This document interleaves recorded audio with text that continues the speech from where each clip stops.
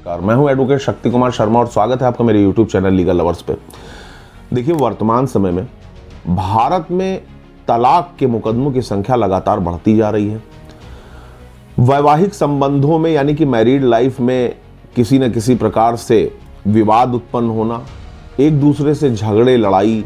या एक दूसरे के साथ में किसी भी तरीके का कोलैबोरेशन सामंजस्य ना बैठ पाना, कंपैटिबल ना हो पाना एक दूसरे के साथ, ये बहुत ही आम समस्या बन गई है। और 100 में से मान के चलिए कि लगभग 75% मैरिजेज ऐसी हैं आज के समय में जो किसी भी तरीके से सफल नहीं हो पा रही हैं और किसी न किसी तरीके से पार्टनर से एक दूसरे से अनसेटिस्फाई हो करके, एक दूसरे से ऊब करके, चिढ़ करके, विवाद करके, लड़ के या अपनी फ्रीडम को पाने के लिए तलाक लेने का रास्ता अपनाते हैं। हिंदू मैरिज एक्ट की धारा 13 तलाक का प्रावधान करती है। सेक्शन 13 हिंदू मैरिज एक्ट के अंतर्गत कोई भी हिंदू व्यक्ति न्यायालय में जाकर के अपने पार्टनर से तलाक लेने की याचिका दाखिल कर सकता है, लेकिन सिर्फ याचिका दाखिल कर देना ही पर्याप्त नहीं है। यानी कि अगर कोई भी पति या पत्नी अपने पार्टनर से तलाक लेने के लिए न्यायालय में जाकर के मुकदमा फाइल करती है या करता है और कोर्ट से कहते हैं कि हमको अपने पार्टनर से तलाक चाहिए, तो सिर्फ इतना कह देने से ही उसको न्यायालय से डाइवोर्स की डिग्री प्राप्त नहीं हो जाएगी। तलाक लेने के लिए कुछ मुख्य शर्तें हैं, क्योंकि जो हिंदू मैरिज एक्ट है उसको ये देख करके समझ करके बनाया गया है कि ये प्रथा आज से नहीं, बहुत पहले से चली आ रही है, सनातन संस्कृति का एक पार्ट है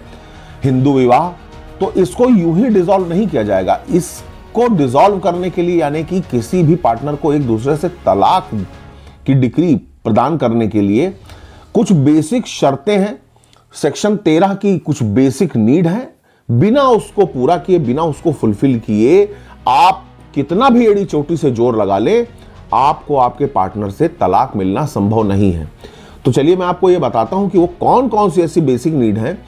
जिनको साबित करने के बाद ही आप न्यायालय से सेक्शन 13 हिंदू मैरिज एक्ट के अंतर्गत तलाक की डिग्री प्राप्त कर सकते हैं और अपने पार्टनर से स्वतंत्र हो सकते हैं। देखिए, नंबर 1 पर आता है व्यभिचार यानी कि एडल्ट्री। यानी कि अगर आप यह साबित कर देते हैं कि आपका जो पार्टनर है, पति या पत्नी है, वो किसी अन्य महिला या पुरुष से व्यभिचार की अवस्था में है, एडल्ट्री की अवस्था में है, जारकर्म की अवस्था में है, इलिसिट रिलेशनशिप बनाए हुए है, तो ऐसी स्थिति में आपके डाइवोर्स के मुकदमे को कोर्ट जरूर कंसीडर करेगी। सेकंड थिंग है क्रूएल्टी।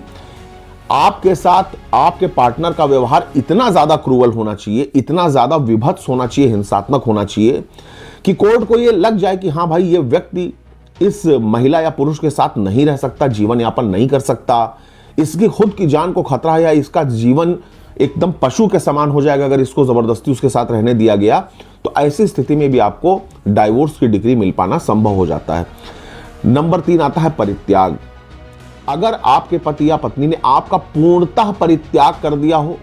लाख कोशिश करने के बावजूद, लाख प्रयास करने के बावजूद भी वो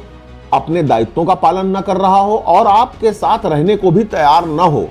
तो ऐसी अवस्था में भी कोर्ट आपके डाइवोर्स के मुकदमे को कंसीडर करके आपको तलाक की डिग्री प्रदान कर सकती है। नंबर 4 आता है धर्म परिवर्तन।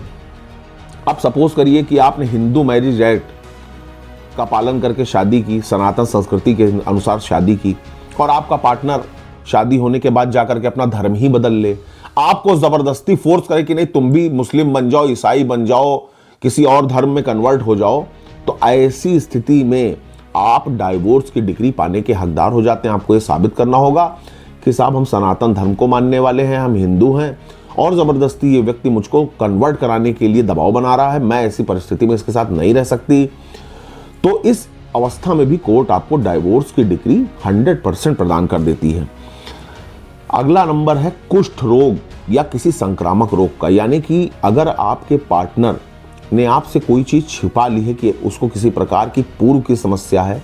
या बाद में इस प्रकार की कोई समस्या उत्पन्न हो जाती है जिससे आपके जीवन को भी खतरा उत्पन्न हो जाता है और आपको लगता है कि आप इसके साथ नहीं रह सकते, या उसने पहले से कोई बीमारी थी, कोई गंभीर ऐसी उसको समस्या थी जिसने उसको छिपा लिया और वो आपके जीवन को भी संकट में डालने वाली चीज है कि अगर आप उस व्यक्ति के साथ रहेंगे तो निश्चित रूप से आपको भी दिक्कत हो सकती है, तो ऐसी अवस्था में भी न्यायालय आपकी डाइवोर्स की डिक्री को सफल घोषित कर सकता है। और आखिरी नंबर है, अगर आपका पार्टनर लगातार 7 वर्ष या इससे ज्यादा समय से लापता है, यानी कि 7 इयर्स बीत चुके हैं, आप बहुत कोशिश कर रहे हैं, आपके पति या पत्नी का पता आपको नहीं चल पा रहा, वो कहीं खो गए हैं, वो कहीं चले गए हैं, लाख कोशिश करने के बावजूद वो आपको नहीं मिल पा रहे हैं, आपका संपर्क नहीं हो पा रहा है, तो ऐसी अवस्था में ये नियम है कि न्यायालय उस व्यक्ति को, उस स्त्री या पुरुष को मृत मान सकता है, मृत घोषित कर सकता है। और ऐसी अवस्था में उस व्यक्ति के साथ जो आपकी मैरिज